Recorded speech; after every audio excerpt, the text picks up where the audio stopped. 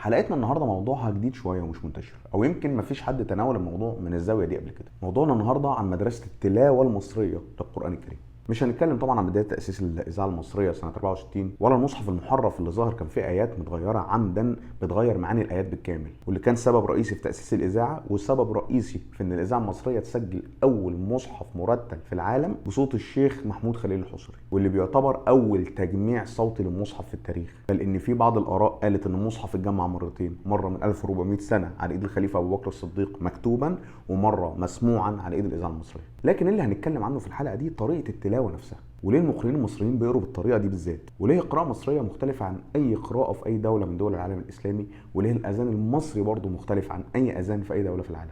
وده اللي خلى الباحثه الامريكيه كريستينا نيلسون بعد ما سمعت الشيخ عبد الباسط عبد الصمد وهو بيقرا سوره مريم تقول انها حست بقوه وفن شيء استثنائي، وانها ما سمعتش حاجه بالشكل ده قبل كده. وده اللي خلاها تكتب بعد كده كتابها فن تلاوه القران في مصر، واللي بيتكلم عن القران الكريم كظاهره صوتيه مش فقط نص مكتوب.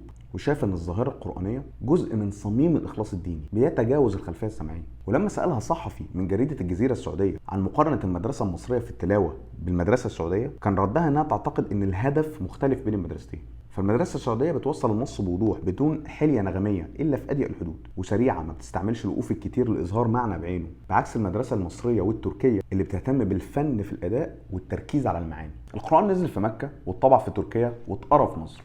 محدش عارف مين بالظبط قائل العباره دي رغم دلالتها الكبيره. في ناس بتنسبها للشيخ محمود الطبلاوي، وفي ناس بتنسبها للشيخ الازهر السابق محمد مصطفى المراغي. يمكن اللي بيميز المدرسه المصريه في تلاوه القران عن المدارس الاخرى في كل دول العالم، خاصه المدرسه الخليجيه، الارتباط القوي والوثيق اللي اسس له المصريين بين فهم تعليم واصول وتجويد طريقه قراءه القران الكريم، وبين فهمهم وادراكهم ودراستهم للمقامات الموسيقيه.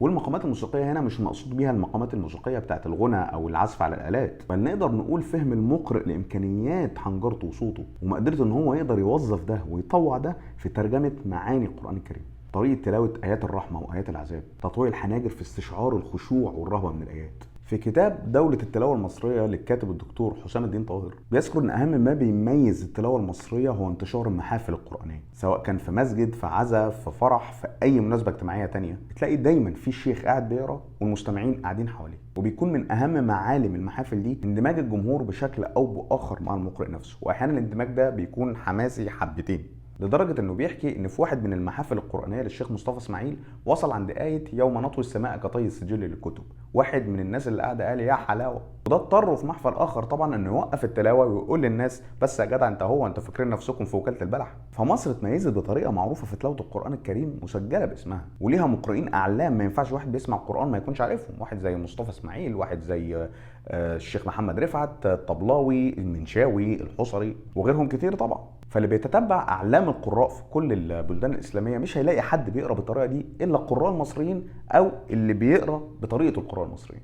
فصفات التلاوه المصريه دي لا يمكن يكون عمرها 100 سنه ولا 150 سنه ورا، ده اكيد ليها امتداد تاريخي. جايز يكون تلاوه المصري للقران بالطريقه دي هو امتداد تاريخي لتعلقه بالدين على مدار الاف السنين، لان بنلاقي الطقوس الدينيه ايام الفراعنه المصري بينشد، المصري المسيحي ليه تراتيله وترانيمه في الكنيسه. فهل ده اللي انعكس على طريقه تلاوه القران في مصر بالطريقه دي؟ جايز. شاركنا رايك وقول لنا ليه القران في مصر بيتقري بالطريقه دي، وقول لنا لو انت بتسمع القران بالطريقه المصريه مين هو مقرئك المفضل.